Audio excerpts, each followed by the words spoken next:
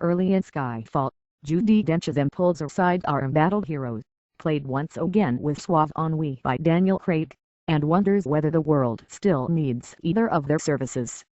As Bond wraps his head around that idea, he looks searchingly at his boss. So this is it? He wonders. We're both played out. Questions about relevance dangle throughout the new James Bond movie, which opens in the U.S., after a crescendo of marketing, on November 9th. Field agents are of diminishing importance in an era of cyber spying and drone warfare, and the uniqueness of Bond's gadgets has been diluted at a time when everyone and their great-aunt carries an Tiffany. Yet as the film franchise turns 50, yes, someone born the year Dr. No came out is now eligible to join AARP. Themes of retirement and sell-by dates aren't simply screenplay fodder, they pertain to the franchise itself. After strong early reviews and solid overseas business, the latest Bond adventure sweeps into theaters with blockbuster expectations. But even if the Sony release blows the doors off the box office like, well, 007 making a grand entrance, it can't hide what those who worked on it quietly acknowledge.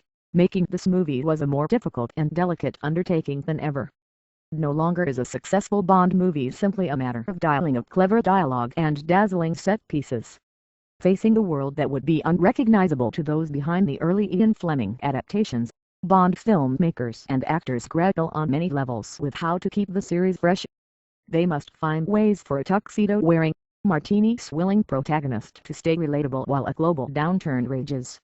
They need to project a contemporary degree of villainy in a world where the threat of Islamist terrorism is, for a variety of reasons, not as easily portrayed as the enemies and fears of the Cold War. They want to retain at least a hint of gravitas after years of Austin Powers and Johnny English. Maybe most important, they struggle with how to avoid what might be called the quaintness trap, staying relevant in a cinema culture that has seen the rise of splashy CG action movies on the one hand and modern truth seekers a la Jason Bourne on the other. The theme of our story is that we have to question if the old classic things still work, said Javier Bardem, who plays the villain in Skyfall, directed by Sam Mendes. It's implied in every character in this movie. But it's also the question about the James Bond franchise. New obstacles. For years, Barbara Broccoli, the longtime producer and steward of the spy series Total Box Office, about $5 billion, knew that she wanted to film for the franchise's 50th anniversary. Bond 23, as Skyfall soon became known, was a way of honoring her late father, Albert Cubby Broccoli, who died in 1996 and was heavily responsible for putting Fleming's work on the screen. It also offered a third act in the Craig-led Bond.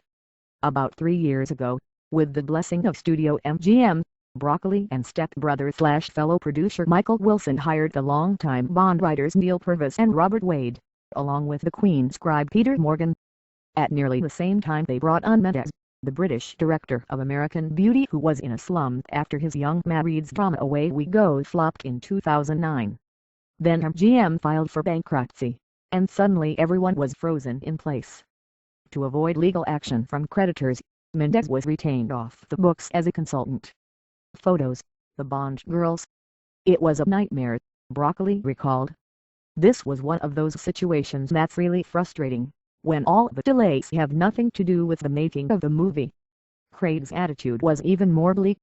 I thought, okay, we might have to say goodbye to this, he said in an interview in New York several weeks ago. And that made me really sad. In the hiatus, Morgan left, replaced by the veteran John Logan Hugo. MGM was finally reconstituted with new owners. But now came another problem: how to make Bond dramatically relevant again. The franchise wasn't just long in the tooth, it was coming off a disappointing entry in 2008's Quantum of Solace.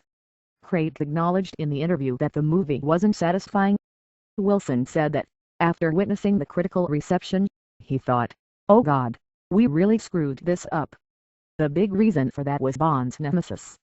During the decades that the series provided a catharsis for the Soviet threat, it was easy to put a face on the menace. But since the Iron Curtain fell, and especially after the attacks of September 11th, that was a lot tougher. In Casino Royale, Craig's initiation, filmmakers used a clever workaround. They channeled the demons that would normally reside in the villain into the hero. Craig's Bond was grimmer and darker, which not only made for a compelling character but for some juicy zeitgeist stuff. Bond's beleaguered air matching our post-September 11 anxiety. In Quantum, writers essentially opted out, creating villains and stakes that had little to do with the headlines. They involved a Bolivian coup and the arcana of water rights. The film was rushed into production after the writers' strike. "You shouldn't try to rewrite whole sections of the story while you're shooting," Craig noted dryly, "and the results were wobbly.